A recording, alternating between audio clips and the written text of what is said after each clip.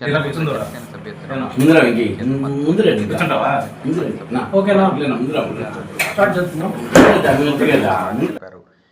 సభ్యుడికి 5 లక్షల ప్రమాద బీమా సౌకర్యం కల్పిస్తున్నామని చెప్పారు. పార్టీ అధ్యక్షుడు పవన్ కళ్యాణ్ స్వయంగా సభ్యత్వం తీసుకుని కార్యక్రమానికి స్వంత నిధి నుండి 2 కోట్లు విరాళం అందించడం ఆనందనీయమన్నారు. యువత, మహిళలు, రైతులు పెద్ద ఎత్తున నమోదు కావాలని పిలుపునిచ్చారు.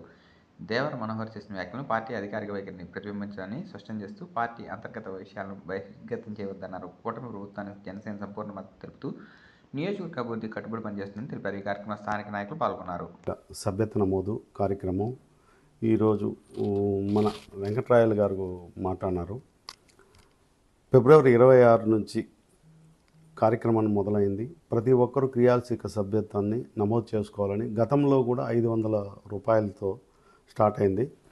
ఇప్పుడు 400 రూపాయలతో ప్రతి ఒక్కరూ నమోదు చేసుకొని క్రియాశీల సభ్యత్వం నమోదు చేసుకోవాలని చెప్పారు. అదే కాకుండా గ్రామ స్థాయిలో కూడా ప్రతి ఒక్కరు, ఒక కుటుంబంలో 4 ఉంటే ఆ 4 కూడా ఒకరు క్రియాశీల సభ్యత్వాన్ని నమోదు చేసుకోవచ్చు. ఎట్లంటే ఆ కుటుంబంలో కూడా అతను క్రియాశీల సభ్యత్వం అనేది పవన్ కళ్యాణ్ గారు ఆ విధంగా పెట్టారు.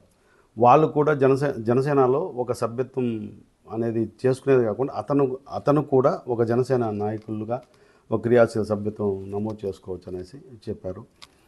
ఇవే కాకుండా గతంలో కూడా జనసేన క్రియాశీలక సభ్యత్వాన్ని మా పార్టీ ఆదేశాల మేరకు మా హరిప్రసాద్ గారు, పసుపులేటి హరిప్రసాద్ గారు, మీడియా హరిప్రసాద్ గారు, మన అజయ్ కుమార్ గారు వాళ్ళ ఆదేశాల మేరకు, పవన్ కళ్యాణ్ గారి ఆదేశాల మేరకు ప్రతి ఒక్కరూ క్రియాశీల సభ్యత్వాన్ని నమోదు చేశాము. ఆ క్రియాశీల సభ్యత్వాన్ని నమోదు చేసినప్పుడు మేమందరం కొంచెం మనసుకి కొంచెం బాధ అనేది అనిపించింది. మిగతా సబ్జెక్ట్ అయితే మన వెంకట్రాయలు మా ఇన్ఛార్జ్ గారు మాట్లాడినారు.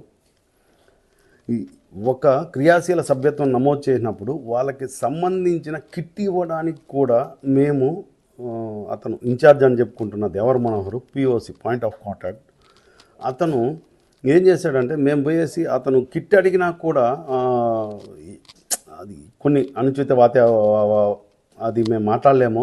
ఆ విధంగా మాకు పవన్ కళ్యాణ్ గారు నేర్పించలేదు. అనుచిత వాక్యాలు మా దగ్గరికి వచ్చి మాట్లాడండి, నేనే ఇన్ఛార్జు, నేనే మగవాడిని అన్నట్టు మాట్లాడాడు.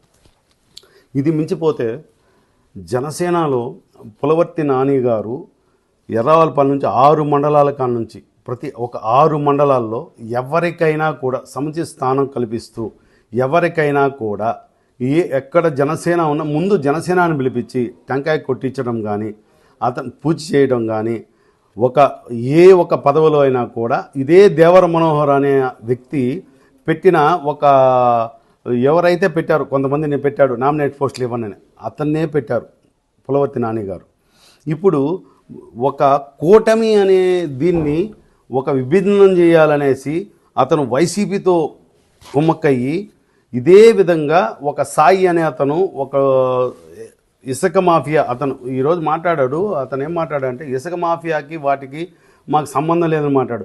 ఇదే నేను ఇసుక మాఫియాకి సంబంధించి ఎందుకు మాట్లాడుతాను, ఇసుక మాఫియాకి సంబంధించి సాయి అనే అతను మా పవన్ కళ్యాణ్ గారిని అనుచిత వాక్యాలు చేసిన అతనికే సపోర్ట్ చేసి నాని అన్న గారు మాకు దయచేసి మాకు 10 టిప్పర్లకి మాకు ఇవ్వండి అంటే, అదియా నువ్వే ఆ టిప్పర్లు కావాలంటే 5 టిప్పర్లు కావాలి నేనే కొనిస్తాను, నువ్వు కావాలంటే చేసుకో, వైసీపీ వాళ్ళకి సపోర్ట్లు ఇవ్వద్దు దయచేసి అని అన్నాడు.